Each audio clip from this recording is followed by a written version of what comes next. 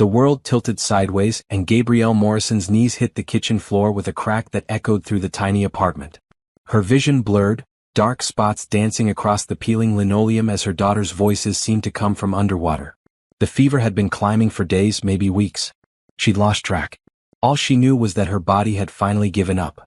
Mama? Mama, wake up. 6-year-old Amara shook her shoulder, her small hands surprisingly strong.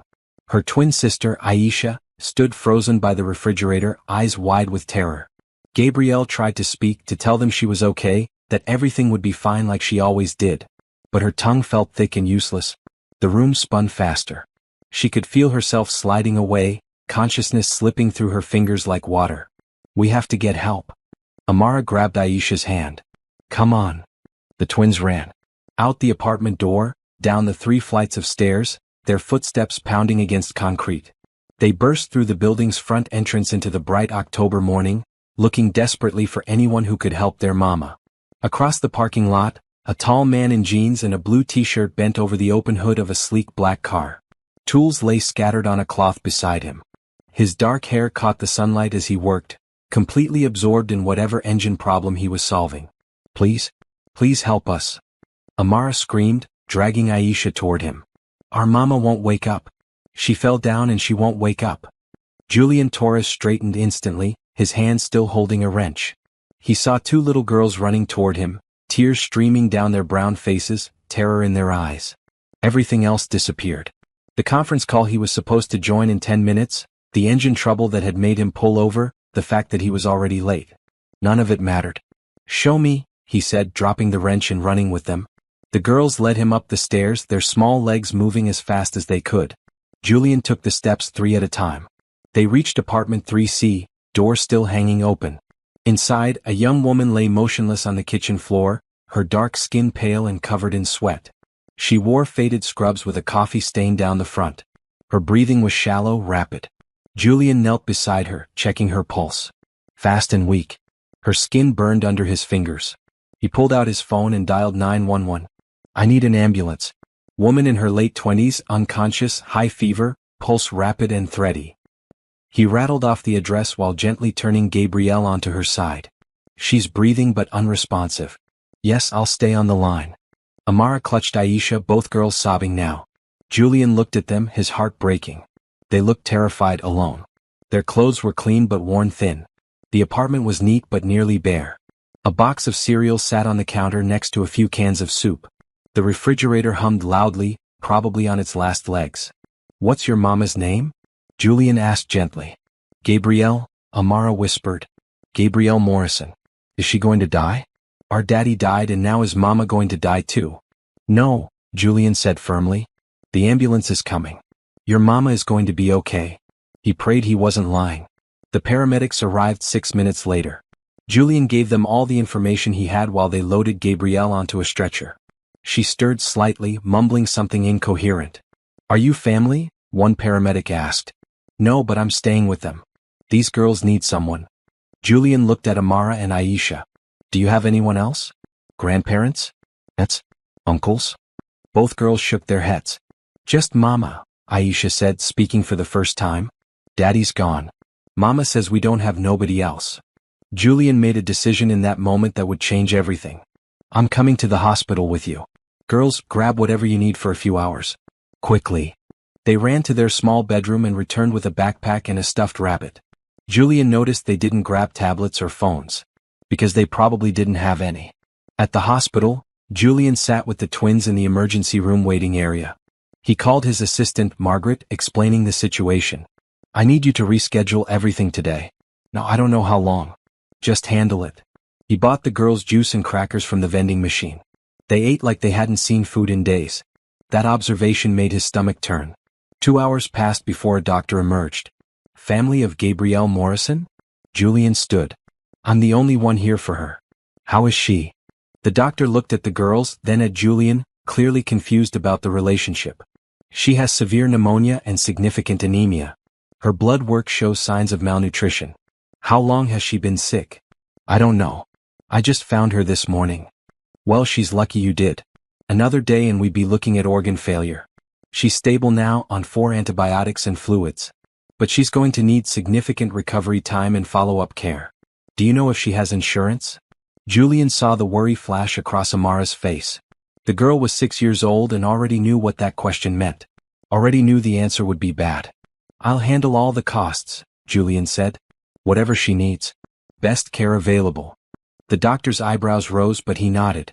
She's asking for her daughters. You can see her, but just for a few minutes. She needs rest. Gabrielle looked impossibly small in the hospital bed. IVs ran from both arms. Her eyes were still glassy with fever, but she was awake. When she saw her girls, tears spilled down her cheeks. Babies. Oh, my babies. I'm so sorry. I'm so sorry you were scared. Amara and Aisha climbed carefully onto the bed, hugging their mother. Julian stood back, giving them space. But Gabrielle looked at him over her daughters' heads. You brought them, she said, her voice hoarse. Thank you. I don't even know your name. Julian Torres. And you don't need to thank me. The hospital. The bills. Her eyes filled with panic. I can't pay for this. I don't have insurance. I work 3 jobs, but none of them offer benefits, and I can't afford the marketplace plans, and the girls need to eat, and I just... Stop, Julian said gently. It's handled. All of it. You focus on getting better. I can't let you do that. I can't accept that kind of money from a stranger. Julian pulled a chair close to the bed. You can and you will. Your daughters need their mother healthy. That's all that matters right now. We'll figure out everything else later. Have you ever been so desperate that accepting help from a stranger felt like your only choice? What would you do in Gabrielle's position? Drop your thoughts in the comments below and subscribe to see how this story unfolds. Gabrielle looked at her daughters, then back at Julian. Every instinct told her to refuse, to maintain her pride, to insist she could handle it alone like she always had. But looking at Amara and Aisha's scared faces, she knew the truth. She couldn't handle this alone. Not anymore. Okay, she whispered. Thank you. Thank you so much. Julian nodded. Rest now. I'll stay with the girls. As Gabrielle drifted back to sleep, Julian led the twins to the waiting room. His phone buzzed constantly with messages about missed meetings and canceled appointments. He ignored them all. Something bigger was happening here. Something that mattered more than any business deal. He looked at these 2 little girls who'd run to a stranger for help, who'd trusted him to save their mother. And he'd made them a promise. He intended to keep it.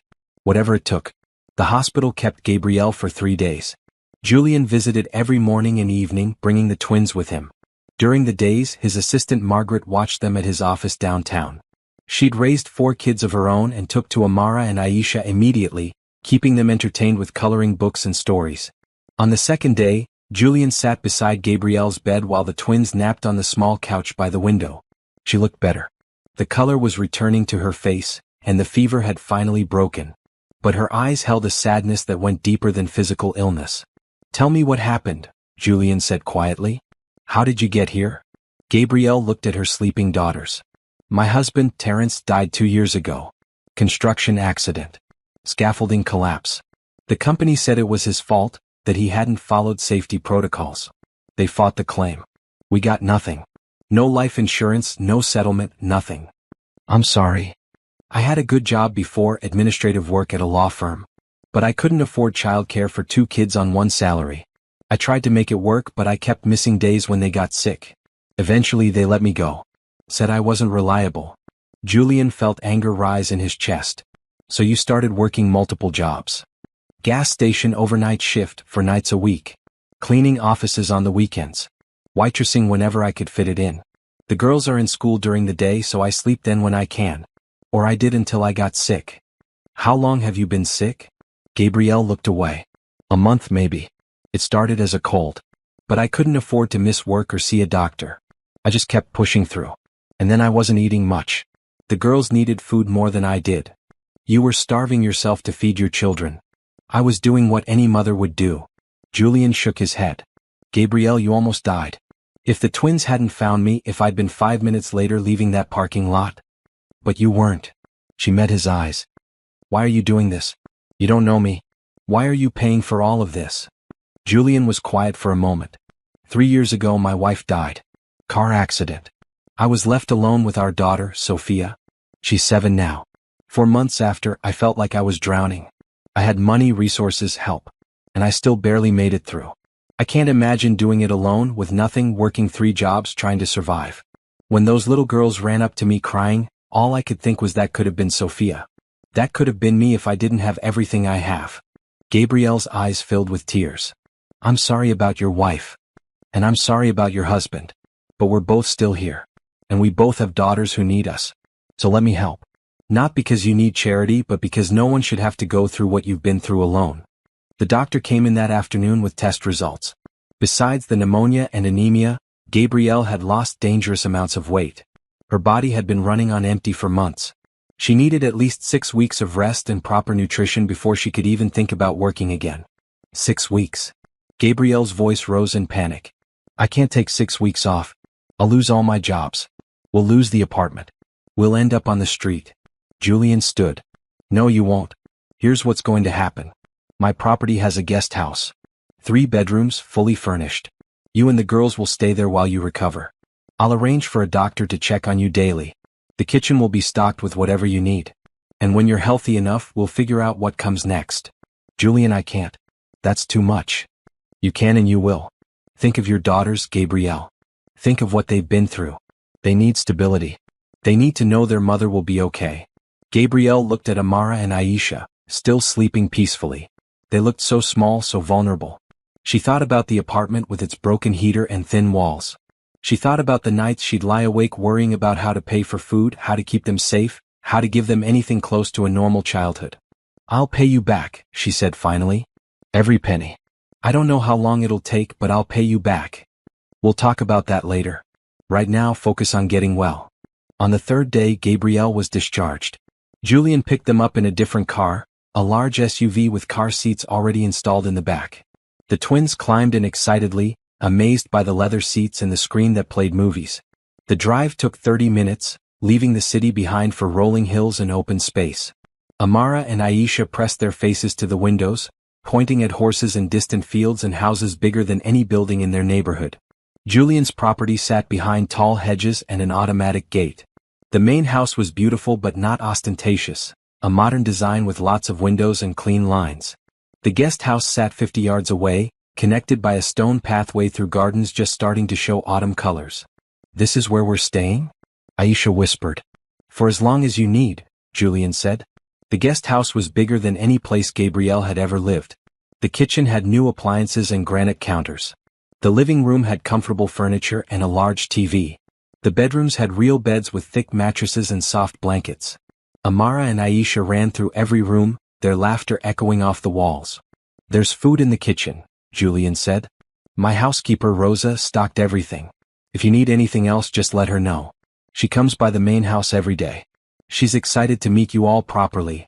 Gabrielle stood in the middle of the living room, overwhelmed. Julian, I don't know what to say. You don't have to say anything. Just rest. Get better. Let your daughters be kids for a while.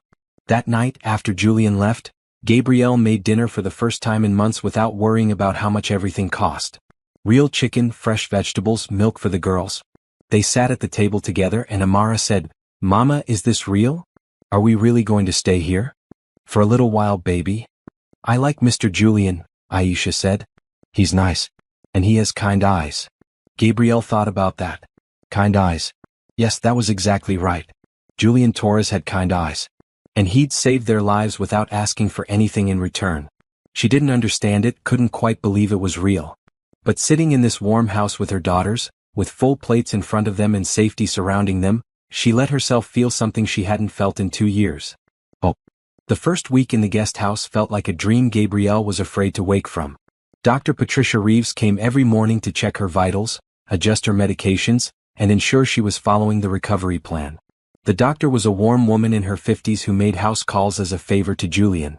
Your blood work is improving, Dr. Reeves said on day 5, reviewing results on her tablet. The antibiotics are working and your red blood cell count is coming up. But you're still severely underweight. I need you to eat 3 full meals a day plus snacks.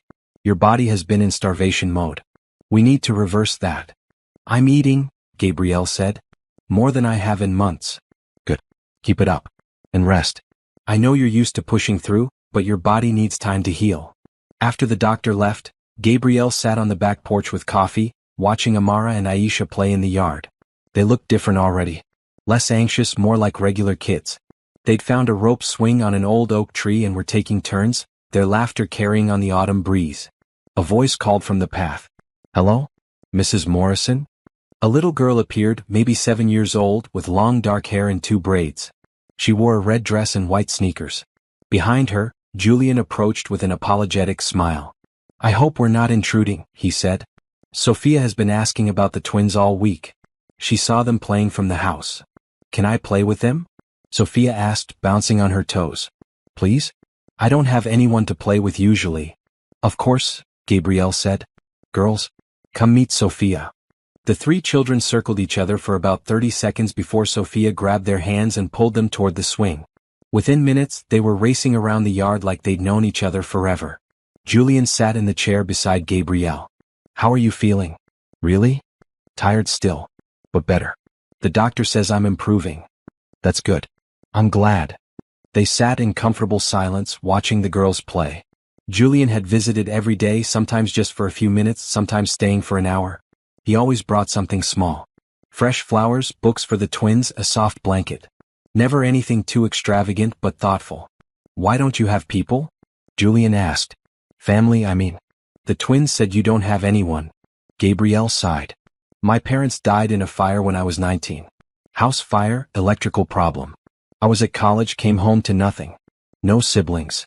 My husband's family blamed me when he died. Said I pushed him to work too much, to take dangerous jobs. They cut contact. That's horrible. It is what it is. I learned to manage on my own." "You shouldn't have to." Gabrielle looked at him. "Why are you really doing this, Julian? And please don't just say it's because you're a nice person. People aren't this nice without a reason." Julian watched Sophia chase Amara and Aisha around the yard. "When my wife died, I shut down. Completely. I worked constantly, threw myself into the business, barely saw Sophia. My mother finally staged an intervention, told me I was losing my daughter while she was still alive. That woke me up. I realized I'd been so focused on my pain that I forgot Sophia was grieving too. She'd lost her mother and was losing her father. What changed? I started being present. Really present. Taking her to school, having dinner together, reading bedtime stories. The simple things. And I remembered what it felt like to be human again, not just a machine that worked and slept." He turned to Gabrielle. "When I saw your girls running to me, terrified their mother was dying, something clicked. I could help. I had the resources to make a real difference in someone's life. Why wouldn't I? Most people wouldn't. Then most people are missing the point of having resources. Money is just a tool. It should build things, fix things, help people. Otherwise, what's it for?" Gabrielle felt something warm spread through her chest. This man confused her. In her experience, wealthy people didn't think like this. They didn't see regular people as equals deserving help. But Julian seemed genuinely baffled by the idea that his actions were unusual. "The girls seem happy," she said, nodding toward the yard where all 3 children were now building something with sticks and leaves. "Sophia's been lonely," Julian admitted. "We moved here 6 months ago. She goes to private school but hasn't really connected with the other kids. They're all different. Too focused on designer clothes and expensive toys. Sophia just wants friends who like playing outside and making up games. She's welcome to come over anytime. The twins would love that." "Thank you." So would Sophia. Rosa, the housekeeper, appeared with a tray of sandwiches and fruit. She was a round woman with silver hair and a smile that crinkled her whole face. "Lunch for the children," she announced in accented English. "And for you both. You need to eat, Mrs. Morrison. You are too thin. Please call me Gabrielle." "Gabrielle then. You eat. I will get the children." As they ate, Julian brought up something he'd been thinking about. "When you're fully recovered, you'll need work. You can't go back to those 3 jobs. That's not sustainable. I don't have many options." "Actually, you do. I need someone to manage my household staff. Rosa, the groundskeeper, the part-time chef. Right now, I'm doing it myself and honestly, I'm terrible at it. I forget to order supplies, miss scheduling conflicts, lose track of maintenance needs. I need someone organized, responsible, good with people." Gabrielle set down her sandwich. "You're offering me a job. A real job. Salary, benefits, health insurance. You'd have normal hours, weekends off, paid vacation. And you'd still live in the guest house, so no commute, no childcare issues. The twins could play with Sophia after school." "Julian, before you say no, think about it. You have skills. You managed an entire law office before. This is basically the same thing just for a household instead of a business. You'd be perfect for it. Gabrielle's mind raced. A real job. Benefits. Stability. Her daughter's safe and happy. Sounded too good to be true. Which usually meant it was. What's the catch? She asked. No catch. I need help. You need a job. It's a practical solution that benefits both of us. People will talk. They'll say I'm taking advantage of you. Julian shrugged. Let them talk. I don't care what people think. Do you want the job or not? Gabrielle looked at her daughters playing with Sophia. Looked at this beautiful property, this safe space, this chance at a real life again. Every instinct from the past 2 years screamed that this couldn't last, that something would go wrong, that she should protect herself. But she was tired of just surviving. Maybe it was time to take a chance on actually living. Yes, she said. I want the job. Julian smiled. Good. We'll work out all the details when you're feeling stronger. For now, just focus on recovery. That night, after the children were in bed, Gabrielle stood at her bedroom window looking at the main house. Lights glowed in the windows. She could see Julian's silhouette moving past one window, probably tucking Sophia into bed. This man had appeared in her life at the worst possible moment and caught her before she fell. She didn't understand it yet. Didn't fully trust it. But for the first time in 2 years, she felt like maybe, just maybe, everything might actually be okay. 2 weeks into her recovery, Gabrielle felt almost human again. The constant exhaustion had lifted. Her appetite returned. The cough that had plagued her for months finally disappeared. Dr. Reeves reduced the visits to twice weekly and pronounced her on the right track. Another month and you should be fully recovered, the doctor said. Your body needed this rest more than you knew. Gabrielle started joining the girls for walks around the property. The grounds were beautiful, carefully maintained by a quiet man named Thomas who'd worked for Julian's family for 20 years. He showed Amara and Aisha his greenhouse full of plants and let them help water the flowers. Julian visited every day, usually in the evenings after work. Sometimes he brought Sophia. Sometimes he came alone. They'd sit on the porch and talk about everything and nothing. He told her about his company, a tech firm that developed software for hospitals. She told him about her dreams before life got so hard, how she'd wanted to be a teacher once. You still could, Julian said. It's not too late. I'm 32 with 2 kids and no degree. That ship has sailed. Ships can turn around. Sophia and the twins became inseparable. They played together every afternoon, creating elaborate games that involved the entire property. They built a fort in the old oak tree, started a rock collection, and put on performances they made Julian and Gabrielle watch. Normal kid stuff. The kind of childhood the twins had never really had. One evening Julian arrived looking stressed. His tie was loose, his hair disheveled. He dropped into the porch chair with a heavy sigh. Bad day. Gabrielle asked. Board meeting. We're trying to close a major contract but there are complications. Nothing I can't handle, just exhausting. Want to talk about it? He looked surprised. Would you want to hear about corporate negotiations? Try me. So he did. He explained the situation, the competing interests, the technical challenges. Gabrielle listened carefully, asked questions that showed she understood the complexity. At one point, she suggested an approach he hadn't considered, a way to reframe the problem that might break the deadlock. Julian stared at her. That's brilliant. Why didn't my expensive consultants think of that? Sometimes you're too close to a problem to see the simple solution. You should be in business. I managed a law office for 4 years. I'm not completely useless. I never thought you were useless, Gabrielle. His voice was serious. I think you're incredibly capable. You survived things that would have broken most people. She looked away, uncomfortable with the praise. I didn't have a choice. There's always a choice. You chose to keep fighting for your daughters. That takes strength. The next week, Gabrielle started shadowing Rosa to learn the household routine. The housekeeper had worked for Julian for 5 years and ran things efficiently. She showed Gabrielle the systems for ordering supplies, scheduling maintenance, coordinating the other staff. Mr. Julian, he is good man but very disorganized about the house, Rosa explained. He forgets when things need to be done. Last month, the air conditioning broke because no one remembered the service appointment. Before that, we ran out of propane for the grill during a dinner party. He needs someone to keep track. I can do that, Gabrielle said, already making mental notes. I know you can. I see how you are with your girls. Very organized, very responsible. You will be good at this job. Julian's mother visited on a Saturday. Helen Torres was an elegant woman in her 60s, with silver hair styled perfectly and kind eyes that reminded Gabrielle of Julian's. She arrived in a blue sedan and immediately asked to meet the children. Sophia ran to her grandmother with a hug. "Abuela, come see the fort we built." Amara and Aisha hung back shyly until Sophia grabbed their hands. "This is my abuela. She's the best." "Abuela, these are my friends Amara and Aisha." Helen bent down to their level. "It's wonderful to meet you both. Sophia talks about you constantly. Will you show me this famous fort?" The girls dragged her off toward the oak tree. Julian and Gabrielle watched from the porch. "Your mother seems lovely," Gabrielle said. "She is. And she's not subtle. She wanted to meet you." "Me? Why?" "Because I told her about you. About what happened. And she wants to make sure I'm not being an idiot." He grinned. "Her words, not mine." Later, while the children played, Helen sat with Gabrielle over tea. "My son told me what you've been through. I'm so sorry. No one should have to face that alone. I managed. More than managed from what I hear. You worked 3 jobs, kept your daughters safe and healthy, never asked for help even when you were dying. That's not managing. That's heroic." Gabrielle shifted uncomfortably. "I just did what I had to do. And Julian did what he had to do when he helped you. That's what good people do. They help when they can."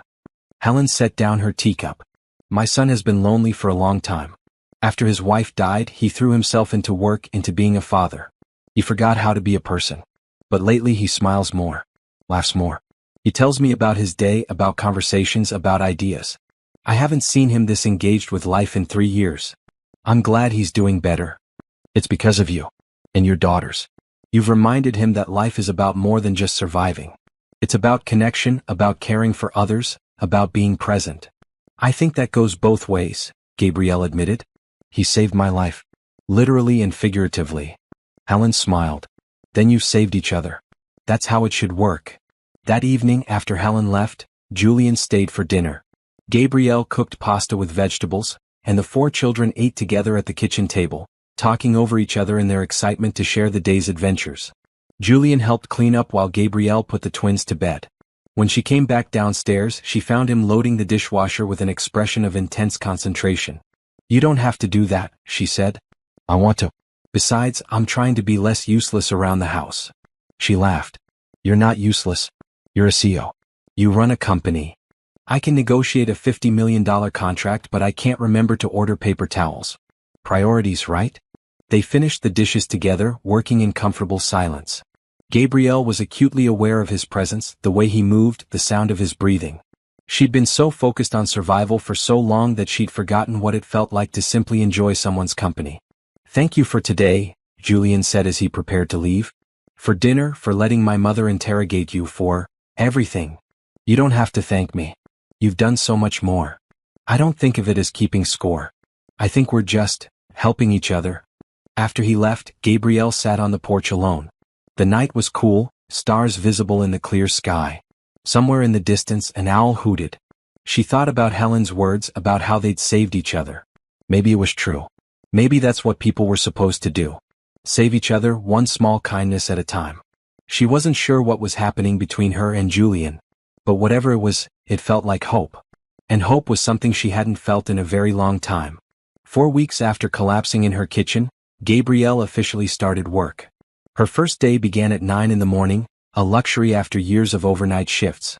She wore new clothes Julian had insisted on buying, professional but comfortable. Navy pants, a green blouse. She felt almost like her old self again.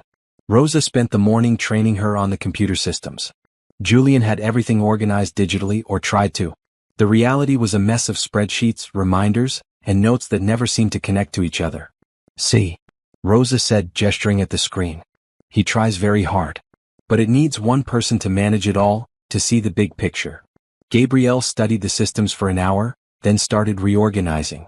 By lunch, she created a master calendar that synced all the household needs, automated reminders for routine maintenance, and set up a proper inventory system for supplies.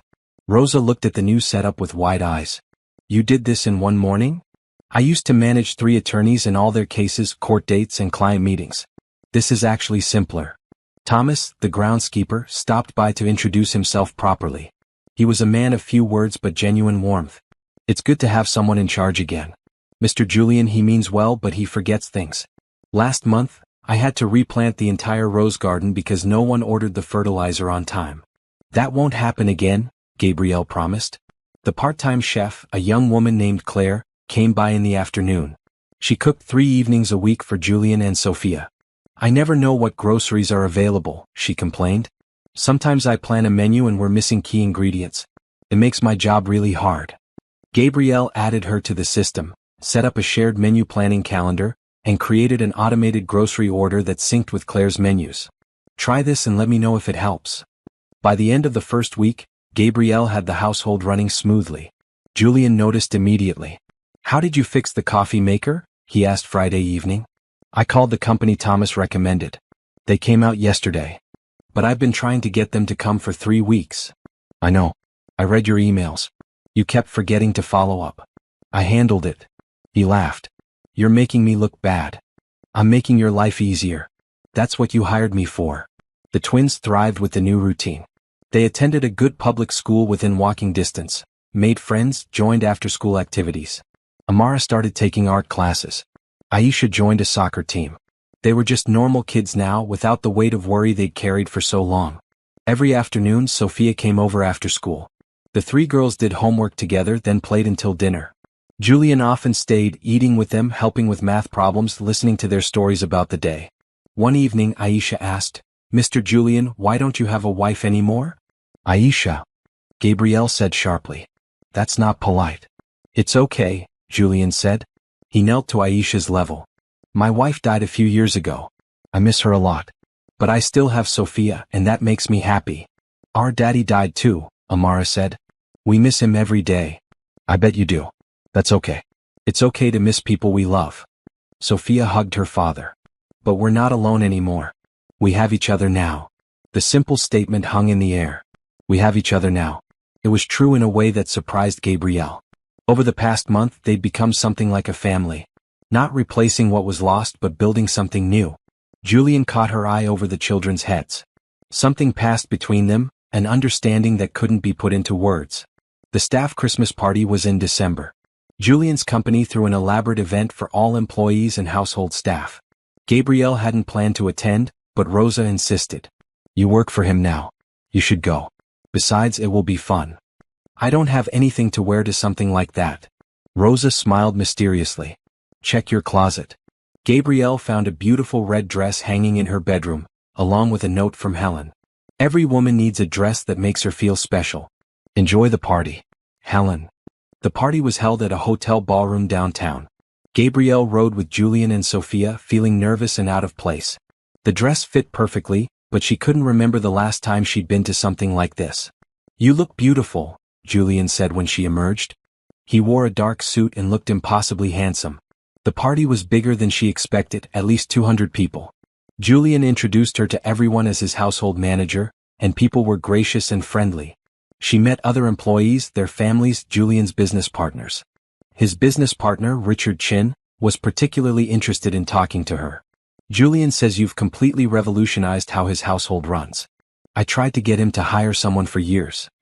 He just needed the right person, Gabrielle said. Maybe you could work that magic on our office systems too. Julian's brilliant at strategy but terrible at organization. I heard that, Julian said, appearing with drinks. They laughed, and Richard excused himself to talk to other guests.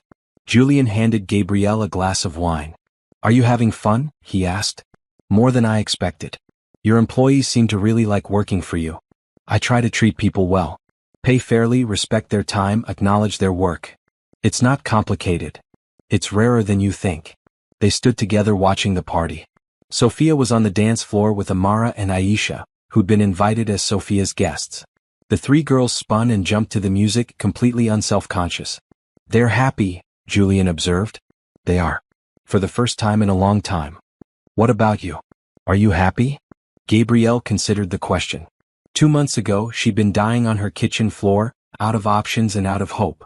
Now she had a job she enjoyed, a safe home, healthy daughters, and, what? She looked at Julian, at his kind eyes and genuine smile. What was this feeling growing between them? Yes, she said finally. I think I am happy. It's strange. I almost forgot what that felt like. You deserve to be happy, Gabrielle. So do you. The music shifted to something slower. Julian extended his hand. Dance with me? She hesitated only a moment before taking his hand. They moved onto the floor, finding a rhythm together. His hand on her waist felt natural, right? She could feel his heartbeat, smell his cologne, see the way he looked at her. I'm glad you came into my life, Julian said quietly. You and the girls. You've changed everything. You saved us. You know that, right? We would have died. Or ended up on the streets. You saved us. And you reminded me what it means to live. I'd call that even. They danced through 2 songs before the girls dragged them apart, demanding Julian dance with Sophia and Gabrielle dance with the twins. The evening ended with laughter and tired children, with promises to do this again next year, with a sense that life was finally moving in the right direction. On the drive home, Sophia fell asleep on Gabrielle's shoulder. Julian glanced over, smiling at the sight. She trusts you, he said. Completely. I trust her too. All of you. And she did. Somewhere along the way, trust had replaced fear. Hope had replaced despair. This strange, unexpected arrangement had become home. 3 months into her job, Gabrielle knew Julian's schedule better than her own. She knew he took his coffee black at 6 a.m., that he had a standing call with Tokyo every Monday at 7, that he always ate lunch at his desk and forgot dinner unless someone reminded him. She knew he was left-handed, that he read mysteries before bed, that he sang off-key in the shower. She tried not to think about why she knew these things. Tried not to acknowledge the flutter in her stomach when he walked into a room or the way her day felt incomplete if she didn't see him. Julian was equally aware of Gabrielle's patterns. How she always woke before dawn to have quiet time with coffee. How she hummed while she worked. How she twisted her hair when she was concentrating. How her whole face lit up when she laughed. How beautiful she was in morning sunlight. He tried not to think about it. She worked for him. She depended on him. Any feelings he had were inappropriate, couldn't be acted on. He'd built walls around his heart after his wife died. Those walls were supposed to protect him from this exact situation. But walls crumble. Slowly, without anyone noticing, until one day they're just gone. It happened on a Tuesday. Julian was leaving for a 3-day business trip to Seattle. His assistant had gotten the dates wrong and everything was a mess. Gabrielle sorted it out in an hour, rebooked his flight, rearranged his meetings, packed his bag with everything he needed. You're a miracle worker, he said as she handed him the updated itinerary. I'm just doing my job. You do it exceptionally well. Their eyes met. Held. Something shifted in the air between them. Sophia's voice broke the moment. Dad, you're going to miss your flight. Julian left. The house felt strangely empty without him. Gabrielle told herself she was being ridiculous. He'd been gone on business trips before. But this time felt different. This time she missed him. He called that night to say goodnight to Sophia. After, he asked to speak to Gabrielle. How did everything go today? He asked. Fine. Everything's under control. I know. You always have everything under control. Pause. I miss being there. The house misses you too. Another pause, longer this time. Gabrielle? Yes. Never mind. I'll be home Friday. Good night. The second day, a pipe burst in the main house. Gabrielle handled the plumber, the cleanup, the insurance claim. She texted Julian updates, received grateful responses. That evening, he video called from his hotel room. I heard about the pipe. Thank you for handling it. That's what you pay me for. I pay you to manage the household, not to perform miracles. That pipe should have flooded the entire first floor. Somehow you contained it to one bathroom. I'm just very persuasive with plumbers. He laughed. God, she loved his laugh. Stop it, she told herself. Stop having these thoughts. Julian, can I ask you something? Anything. Why did you really hire me? And please don't say it's because you needed a household manager. You could have hired anyone. Someone with more experience, better credentials. Why me? Julian was quiet for a long moment. Honest answer? Please. Because when I saw you in that hospital bed, fighting so hard to survive, refusing to give up even when you had every reason to, I saw strength I haven't seen in anyone. And I thought, this woman has been knocked down by life and she keeps getting up. If I could give her a hand up, maybe she'd soar. I wanted to see that. I wanted to be part of that. Gabrielle felt tears prick her eyes. That's the kindest thing anyone's ever said to me. It's the truth. You're remarkable, Gabrielle. I hope you know that. After they hung up, Gabrielle sat in the quiet guest house, her heart racing. This was dangerous territory. She was falling for her boss, for the man who'd saved her life, who held all the power in their relationship. Nothing good could come from this. But the heart doesn't listen to logic. Julian returned Friday evening. Gabrielle heard his car on the gravel drive and told herself not to run to the door like some character in a movie. She stayed in the kitchen, organizing the pantry. He found her there. "I'm back." She turned, and the sight of him made her breath catch. 3 days apart had felt like 3 years. "Welcome home. How was the trip?" "Successful. Exhausting. I'm glad to be back. Sophia missed you. She's at a friend's house for a sleepover. I can call her back if you want." "No, let her enjoy herself." "Where are the twins?" "Same sleepover. The girls are all at Emma Rodriguez's house. Her mother invited them for a movie night." "So we're alone?" "Yes." The word hung in the air between them. They were alone. Completely alone. No children to chaperone, no staff around, just the two of them in a quiet house at twilight. "I should make dinner," Gabrielle said, not moving. "Let me help." They cooked together, something simple. Pasta, salad, bread. They moved around each other in the kitchen with practiced ease, a dance they'd perfected without realizing it. He chopped vegetables while she boiled water. She set the table while he made the salad. They ate at the small kitchen table, talking about his trip, her week, everything and nothing. The conversation flowed like it always did, natural and easy. But underneath ran a current of something else, something neither of them could name but both could feel. After dinner they washed dishes together. Gabrielle handed him a plate to dry. Their fingers touched. Neither moved away. "Gabrielle," Julian said quietly. "Don't." She set down the plate. "Whatever you're about to say, don't. Please." "Why not?" "Because I work for you. Because you have all the power here. Because if this goes wrong, I lose everything. My job, my home, my daughter's stability. I can't risk that." "You think I have all the power?" Julian turned to face her fully. "Gabrielle, you have no idea. You walk into a room and I forget what I was doing. You smile and my whole day gets better. You're the first person I want to talk to in the morning and the last person I think about at night. If anyone has power here, it's you." "Julian, I know this is complicated. I know there are 1,000 reasons why this is a terrible idea. But I can't stop thinking about you. I can't stop wanting to be near you. And I think maybe you feel the same way." Gabrielle closed her eyes. "Of course I feel the same way. How could I not? You're kind and funny and brilliant. You saved my life.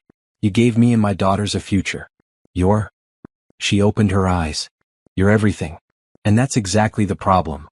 "Why is that a problem?" "Because I don't know if what I feel is real or just gratitude. Because you're my employer and that makes the power dynamic complicated. Because if we do this and it doesn't work out, where does that leave me? Leave us?" Julian reached out slowly, giving her time to pull away. "She didn't?" He cupped her face gently. "What if it does work out? What if we're both feeling something real? Do we ignore that just because it's complicated?" "I don't know. I don't know what the right answer is." "Then let's take it slow. No pressure. No expectations. We just see what happens. And if it doesn't work, we figure it out like adults. Your job is secure either way. I promise." Gabrielle leaned into his touch, letting herself feel it fully for the first time. "This is scary." "I know. But maybe it's worth being scared for." He leaned in slowly. She met him halfway. Their lips touched, soft and tentative, a question more than a statement. The kiss deepened, becoming something more certain. Gabrielle felt like she was falling, but this time someone was there to catch her. When they finally pulled apart, both were breathing hard. "We should probably talk about this," Julian said. "Probably. Set boundaries. Figure out how to do this right." "Definitely. But maybe not tonight?" "No. Not tonight." They kissed again, and for the first time in longer than she could remember, Gabrielle let herself hope for something more than just survival. She let herself want something for herself, not just for her daughters. She let herself believe that maybe, just maybe, she deserved this happiness. Tomorrow they could worry about complications. Tonight, they would just be two people who'd found each other in the darkness and decided to step into the light together. Julian's business partner, Richard Chin, noticed the change immediately. Monday morning, during their standing meeting, Julian seemed distracted. He smiled at his phone. He rescheduled a conference call to be home for dinner. He left the office at 5 o'clock sharp, something he hadn't done in 3 years. "You're different," Richard said bluntly. "What's going on?" "Nothing. I'm just trying to maintain better work-life balance." "Since when?" "You practically lived at the office before." Julian set down his pen. "I realized I was missing too much of Sophia's life. I'm trying to be more present." This doesn't have anything to do with your new household manager, does it? The question hung in the air. Julian kept his expression neutral.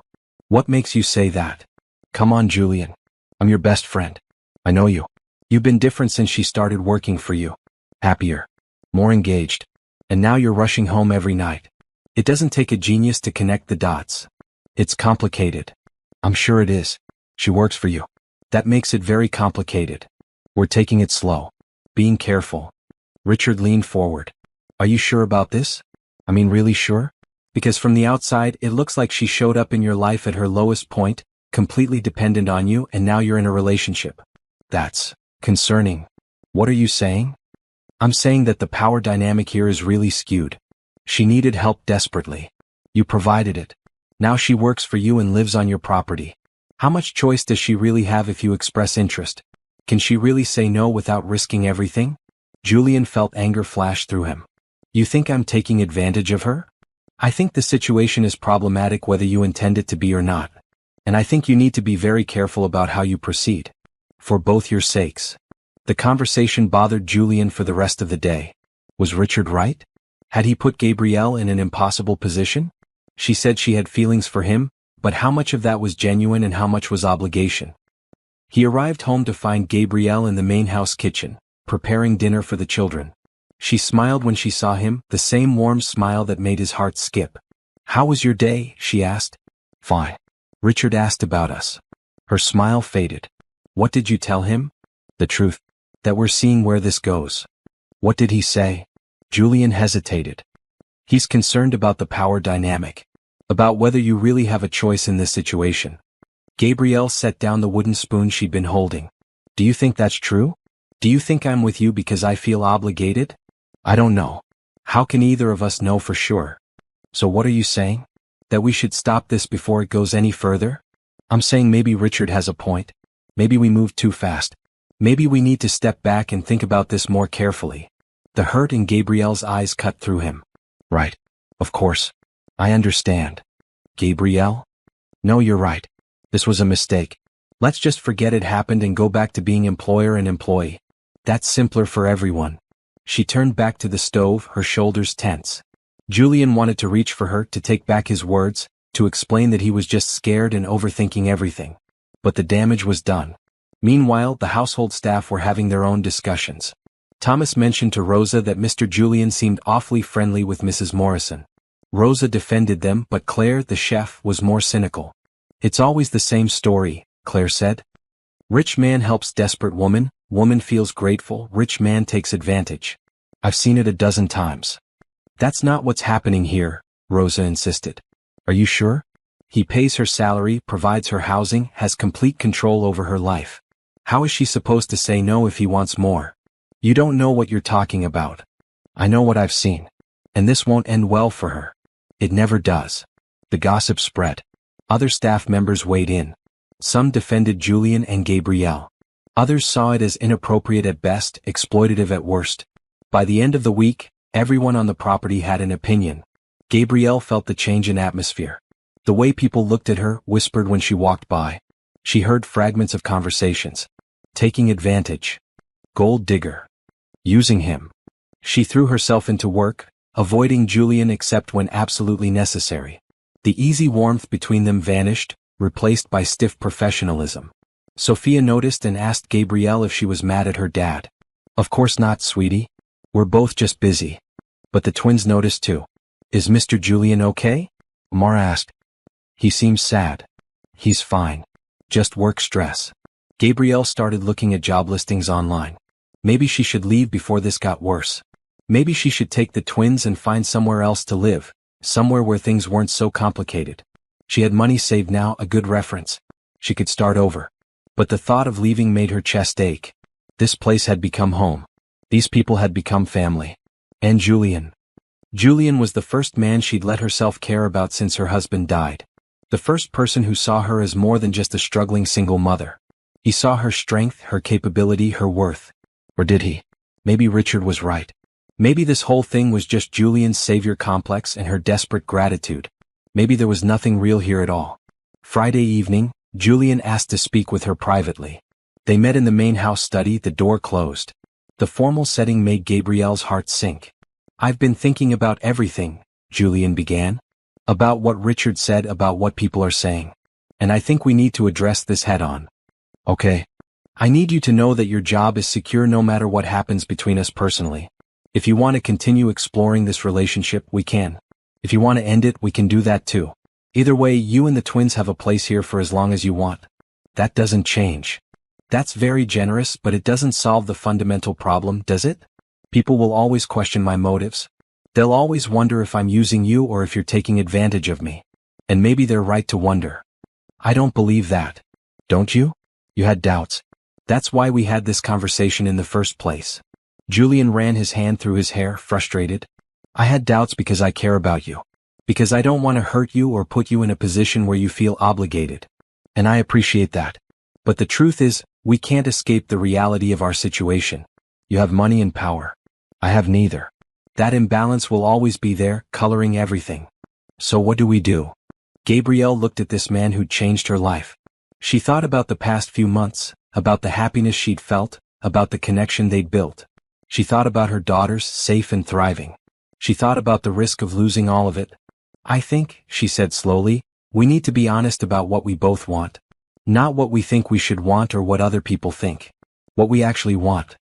"I want you," Julian said simply. "I want us to have a chance. A real chance, not hindered by doubts or guilt or what other people think. I want that too. But I'm scared. Not just of losing my job or my home, though those things terrify me. I'm scared of trusting this feeling, of believing it's real, and then finding out it was just circumstances pushing us together. How do we know if it's real if we don't give it a chance? I don't know. But I think we need to be very careful. Very intentional. We need to set clear boundaries and communicate constantly. And we need to accept that people will judge us no matter what we do." Julian crossed the room to her. "I can live with people judging us. Can you?" Gabrielle thought about it. Thought about the whispers and the looks and the assumptions. Then she thought about Julian's smile, about the way he made her feel seen and valued, about the life they could build together if they were brave enough to try. "Yes," she said. "I can live with it. As long as I know what we have is real." "It's real," Julian said, taking her hands. "At least for me it's absolutely real. For me too." They stood together in the quiet study, holding hands, choosing each other despite the complications. It wasn't a perfect solution.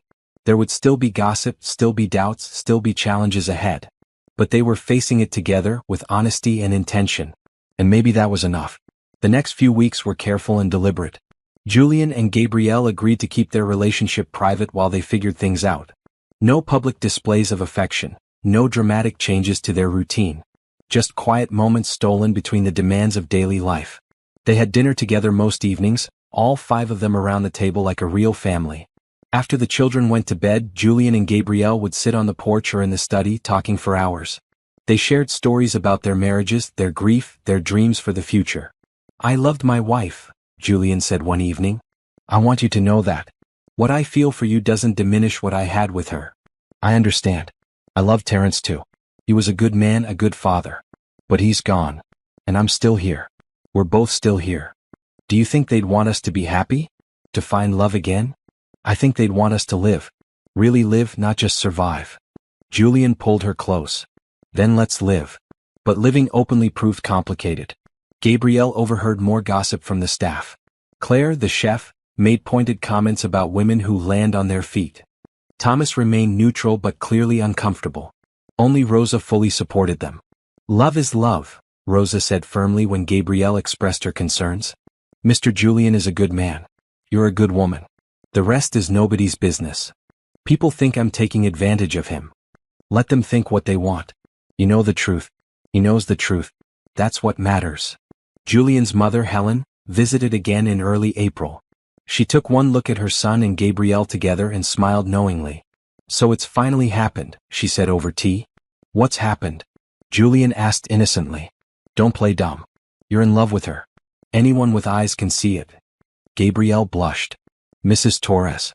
Please call me Helen. And don't be embarrassed. I'm thrilled. My son has been alone too long. You've brought light back into his life. Some people don't see it that way. Some people are idiots. Ignore them. It's not that simple. The power dynamic, the circumstances of how we met. It's all complicated. Helen set down her teacup. Let me tell you something about complicated relationships. I fell in love with Julian's father when I was his secretary. Everyone said I was a gold digger, that he was my meal ticket. We were married for 40 years before he died. He was the love of my life and I was his. People can think whatever they want. It doesn't change what's real. You were his secretary? For 3 years before he finally got the courage to ask me out. Best decision he ever made, he used to say. She smiled at the memory. My point is, every relationship has complications. Every love story has obstacles.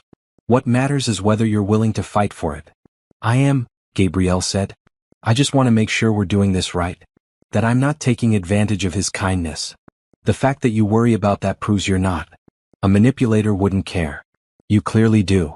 After Helen left, Julian found Gabrielle in the garden. She was sitting on a bench watching the twins and Sophia play. My mother likes you, he said, sitting beside her.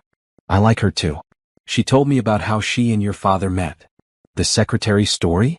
She loves telling that one. It made me feel better about our situation, knowing we're not the only people to navigate something like this. Julian took her hand. We're going to be okay. I know it feels uncertain right now, but I believe in us. Do you? Gabrielle turned to him. Yes, I do. But I think we need to be more open about this. The secrecy is making things worse. People fill in gaps with their worst assumptions. What do you suggest? We tell the staff. Officially. We explain that we're in a relationship, that it developed naturally, that my job security isn't dependent on the relationship continuing. We make it clear and transparent. That might make things more awkward. Maybe. But at least people will know the truth instead of speculating. The next Monday they gathered the household staff for a meeting. Rosa, Thomas, and Claire sat in the main house living room, looking curious and slightly nervous. Julian stood with Gabrielle beside him. Thank you all for coming. We wanted to address something directly rather than let rumors continue. Gabrielle and I have developed a romantic relationship. We know this situation is unconventional, given that she works for me. We want to be completely transparent about how we're handling it. Gabrielle continued. First, my job is secure regardless of what happens in our personal relationship. Julian has made that clear in writing. Second, I have access to independent legal counsel if I ever feel pressured or uncomfortable. Third, we're committed to maintaining professionalism in work matters.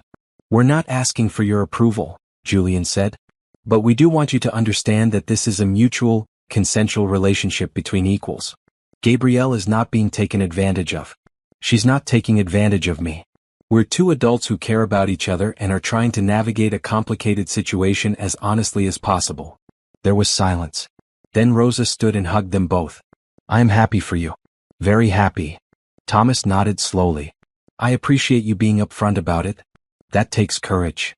Claire remained skeptical but said, as long as nobody's getting hurt, it's your business. The conversation didn't magically fix everything. There were still whispers, still sideways glances. But the transparency helped. People knew where things stood. And gradually the gossip faded as other topics took precedence.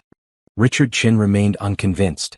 He and Julian had lunch the following week to discuss business, but Richard brought up the relationship again.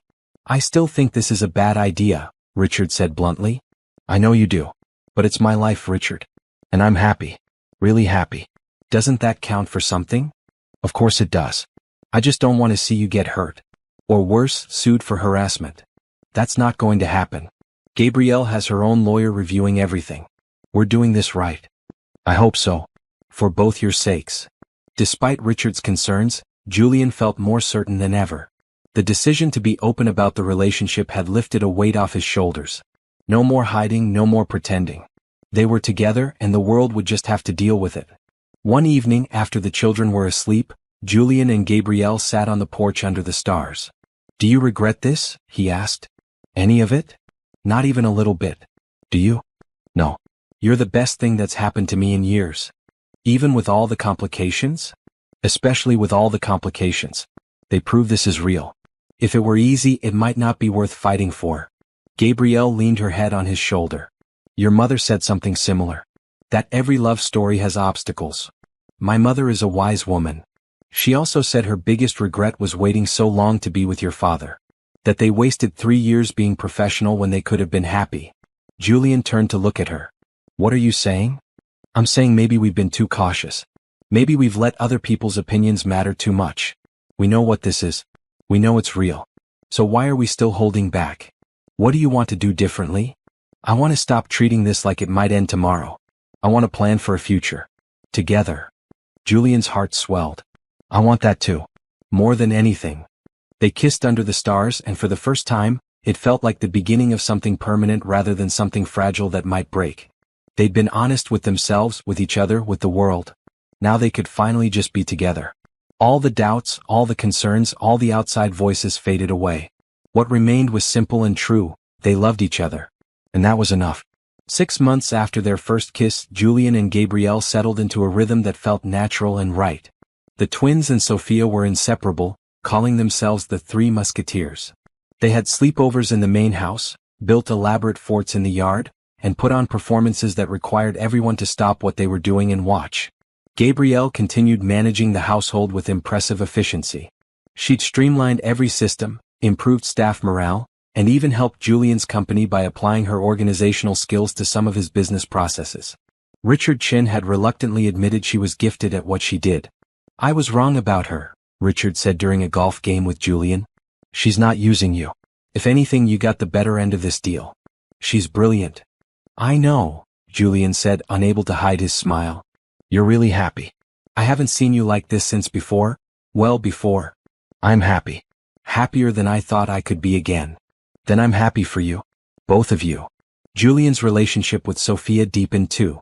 With Gabrielle's encouragement, he'd cut back on work travel and made family time a priority. They had regular game nights, took weekend trips, and created traditions the children loved. Sophia blossomed with the stability and attention. One afternoon, Sophia asked Gabrielle a question that changed everything. "Could you be my mom? Not replacing my real mom, but like an extra mom." Gabrielle's heart clenched. "Oh, sweetheart. I would be honored to be part of your life in any way you want me to be." "Good. 'Cause I love you. And I love Amara and Aisha. We're a family now, right?" "Yes. We're a family." That evening, Gabrielle told Julian about the conversation. He pulled her close, emotion in his voice. "She's never asked that of anyone. Not in 3 years. You've given her something I couldn't. A complete family again. You've given my daughters the same thing. A father figure, stability, joy. We've given that to each other." Spring turned to summer. The property burst with life and color. Gabrielle started taking online classes toward finishing her degree. Julian supported the decision completely, adjusting the household schedule so she had time to study. "You wanted to be a teacher," he reminded her. "That dream doesn't have to be dead. I have a job I love. You can have both. Teaching part-time, managing the household, having a life that's entirely yours. You don't have to choose." His faith in her was unwavering. It made Gabrielle believe things about herself she'd stopped believing years ago. That she was capable. That she was smart. That she deserved good things. Helen Torres visited regularly, becoming a grandmother figure to all 3 girls. She taught them to bake, told them stories about Julian's childhood, and showered them with the kind of love that only grandmothers can give. "You've made my son whole again," Helen told Gabrielle during one visit. "I was so worried about him after Maria died. He shut down, stopped living. But look at him now. He laughs. He plays with the children. He's present. That's because of you. It's because of all of us. We healed each other. Maybe. But you started it. You let him help you. That took courage." The household staff had fully accepted the relationship. Rosa often made romantic dinners for Julian and Gabrielle, shooing them out of the kitchen so she could work her magic. Thomas maintained the grounds beautifully and always made sure there were fresh flowers for Gabrielle. Even Claire warmed up, making special treats for the children and teaching Gabrielle her best recipes. One evening in late July, Julian came home early from work with a strange expression on his face. He asked Gabrielle to walk with him to the garden, away from the house and the children. "Is everything okay?" she asked, concerned. "Everything is perfect. That's what I want to talk to you about." They sat on the bench where they'd had so many important conversations. The sun was setting, painting the sky in shades of orange and pink. "6 months ago, I told you I wanted to plan for a future together," Julian began. "I meant it. Every word. And these past months have only made me more certain." "Julian, let me finish. Please." He took her hands. "You walked into my life when I'd forgotten how to really live.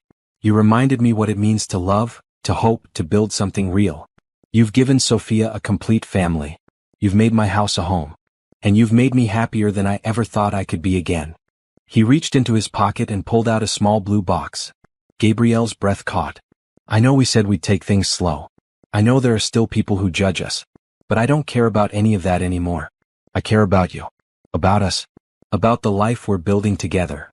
He opened the box, revealing a beautiful but not ostentatious ring. Gabrielle Morrison, will you marry me? Tears streamed down Gabrielle's face. 6 months ago, she'd been dying on her kitchen floor with no hope and no future. Now she was sitting in a garden with a man who loved her, who'd shown her what true partnership looked like, who wanted to spend his life with her. Yes, she said without hesitation. Yes, absolutely yes. Julian slipped the ring on her finger and kissed her. In the distance they heard squealing. All 3 girls had been watching from the house window and now they came running. Does this mean you're getting married? Sophia shouted. Yes. Does this mean we're really sisters? Amara asked Aisha and Sophia. We're already sisters, Sophia said firmly. This just makes it official. The girls danced around them, celebrating with the pure joy only children can express. Julian and Gabrielle held each other, watching their daughters, marveling at how life could change so completely in such a short time. That night, after the children finally went to bed, still buzzing with excitement about the wedding, Julian and Gabrielle sat on the porch. Thank you, Gabrielle said quietly. For what? For not giving up on me. For seeing me as more than just someone who needed help.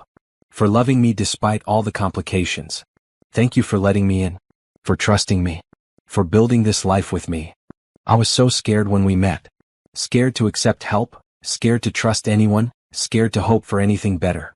But you taught me that accepting help isn't weakness. It's strength. You taught me that it's never too late for a second chance at happiness. That love can find you even when you're not looking for it. They sat in comfortable silence, hands intertwined, watching the stars emerge. Somewhere in the house, their daughters slept peacefully. The household staff had already started planning an engagement party. Helen was probably already shopping for a mother-of-the-groom outfit. Life was good. Better than good. It was full and rich and exactly what both of them needed. Should we set a date? Gabrielle asked. Whenever you want. Though I'll warn you, Sophia will want to be heavily involved in the planning. As will my girls. I'm envisioning a lot of opinions about dresses and flowers. I don't care about any of that. I just want to marry you. Then let's not wait too long. We've wasted enough time being cautious. 3 months. 3 months is perfect. They kissed under the stars, engaged, in love, and finally certain that they were exactly where they were supposed to be. All the struggles that brought them together, all the complications they'd navigated, all the doubts they'd overcome. It had all led to this moment. And it was worth every difficult step. The wedding took place on a perfect October morning, exactly 1 year after Amara and Aisha had run crying to a stranger in a parking lot. Gabrielle insisted on keeping it simple. Close friends, household staff, a few business associates. No elaborate production, just genuine celebration. They held the ceremony in the garden where Julian had proposed. White chairs sat in rows on the lawn. Flowers bloomed everywhere, a mix of autumn colors that Rosa and Thomas had carefully cultivated. A simple wooden arch stood at the front, decorated with ribbons and more flowers. Gabrielle wore a cream-colored dress that Helen had helped her pick out. Simple, elegant, beautiful. Amara and Aisha wore matching burgundy dresses and couldn't stop twirling. Sophia wore the same and carried a basket of flower petals, taking her role as flower girl very seriously. Julian wore a navy suit and looked impossibly handsome. He stood under the arch with Richard Chin as his best man, watching the path where Gabrielle would appear. When the music started, Julian's breath caught. Gabrielle walked toward him with her daughters on either side, since she had no father to give her away. Instead, her daughters walked with her into this new chapter. It felt perfect. The ceremony was brief but meaningful. They'd written their own vows. Gabrielle went first, her voice steady despite the emotions swirling through her. Julian, 1 year ago I'd given up hope. I thought I'd reached the end of my rope, that I had nothing left to give. Then you appeared, a stranger who decided to help for no other reason than because you could. You gave me back my life. But more than that, you taught me how to live again, how to trust again, how to love again. You saw strength in me when I couldn't see it myself. You gave my daughters a father and gave me a partner. I promise to stand beside you, to love you, to build this life with you for as long as we both live. Julian's turn. Gabrielle, when I met you, I was functioning but not living. Going through the motions but not feeling anything. Then you came into my world and suddenly everything had color again. Your strength inspired me. Your determination amazed me. Your love healed me. You gave Sophia a complete family. You made our house a home. You reminded me that it's okay to be happy, to hope, to love again. I promise to honor that gift every day. To be your partner, your support, your love. I promise to never stop seeing you for the remarkable woman you are. The officiant pronounced them married. Julian kissed Gabrielle as their daughters cheered. The small crowd applauded. Helen wiped tears. Richard smiled despite his earlier doubts. Rosa and Thomas looked proud. The reception was held in a tent on the lawn. Claire had outdone herself with the food. There was music, dancing, laughter.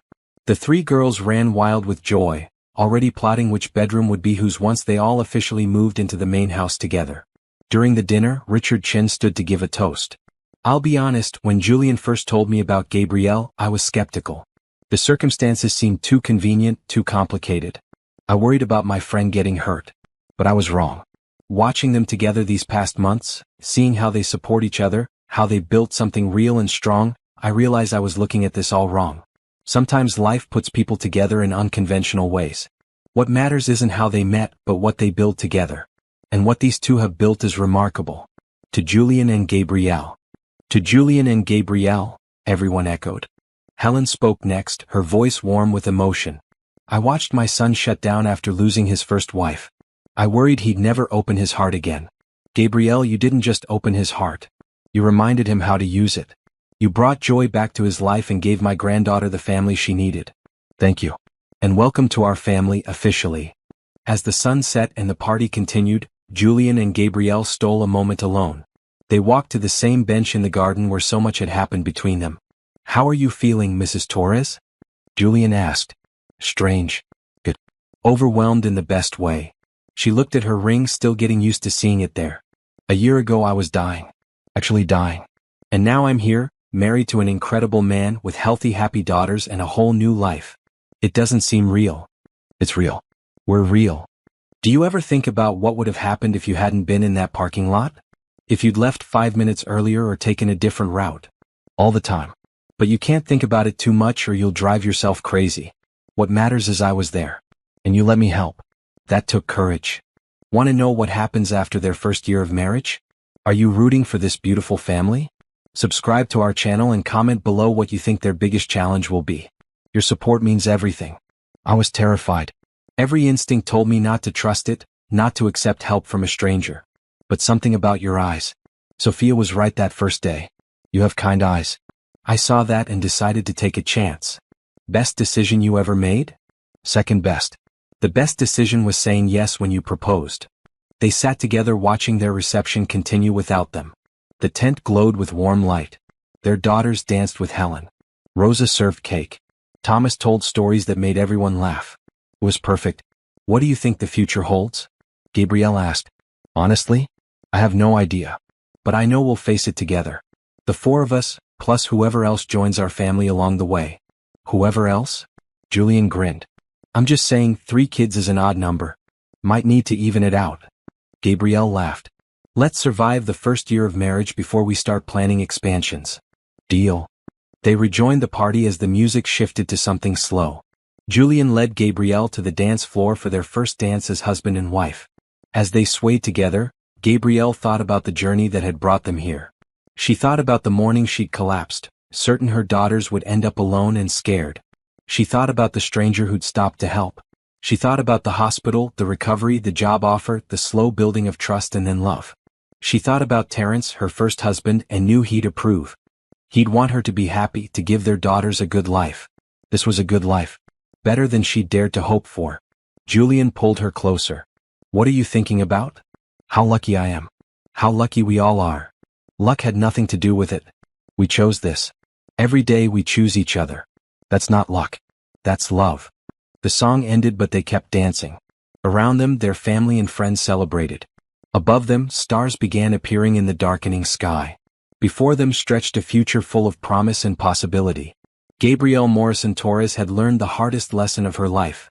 That sometimes the bravest thing you can do is accept help when it's offered. That letting someone catch you when you fall isn't weakness but wisdom. That love can find you even in your darkest moment and light the way forward. She'd learned that second chances are real. that families can be built, not just born. That hope is always worth holding on to, even when everything seems impossible. Most importantly, she'd learned that happiness isn't something you have to earn or deserve. It's something you accept with gratitude when it appears, something you nurture and protect, something you share with the people you love. As the reception wound down and the girls started yawning, Julian and Gabrielle gathered their children. Tomorrow they'd leave for a short honeymoon, just the two of them. Helen would watch the girls. But tonight they wanted to be all together. They walked back to the main house, their daughters between them, tired and happy. Sophia held Julian's hand. Amara held Gabrielle's. Aisha walked between her mother and her new father, holding both their hands. "Are we really a family now?" Aisha asked for the 100th time. "We've been a family for a while now," Julian said. "Today just made it official." "Good," Sophia said. "Because I really like having sisters." "We really like having you too," Amara replied. Inside the house they tucked the girls into bed. Sophia had insisted they all sleep in the same room for the wedding night, so sleeping bags covered the floor of her bedroom. The three girls talked and giggled until exhaustion finally claimed them. Julian and Gabrielle stood in the doorway watching them sleep. "This is everything I never knew I wanted," Julian whispered. "Me too." They went to their own room, the master bedroom that Gabrielle had moved into a month ago. Tomorrow it would just be normal, their everyday life. But tonight felt special. The first night of forever. As Gabrielle got ready for bed, she caught sight of herself in the mirror. She looked different than she had a year ago. Healthier, obviously. But more than that, she looked happy. Truly deeply happy. Julian came up behind her, wrapping his arms around her waist. "What are you thinking?" "That I'm grateful. For everything. For you showing up when you did. For your kindness. For your patience. For loving me and my daughters. For giving us this life. I'm grateful too. For you letting me in. For building this with me. For being brave enough to accept help when you needed it. I almost didn't, you know. That day in the hospital, when you offered to pay for everything, every instinct told me to refuse. Pride, fear, shame. I almost let those things destroy the best thing that ever happened to me. But you didn't. No. I chose hope instead. And look where it led." They climbed into bed, exhausted but content. Outside, the property was quiet. The tent would be taken down tomorrow. The chairs would be put away. Life would return to its normal rhythm. But everything was different now. Better. Complete. Julian pulled Gabrielle close. "I love you, Mrs. Torres." "I love you too, Mr. Torres." They fell asleep holding each other, while down the hall their daughters slept peacefully, safe and loved and home. This was their happy ending. But more than that, it was their happy beginning. The start of a life built on kindness, hope and love. The three things that had always been there, waiting to lead them to each other. And they would be enough to see them through whatever came next. Together they could handle anything. Forever had started today. And it looked absolutely beautiful,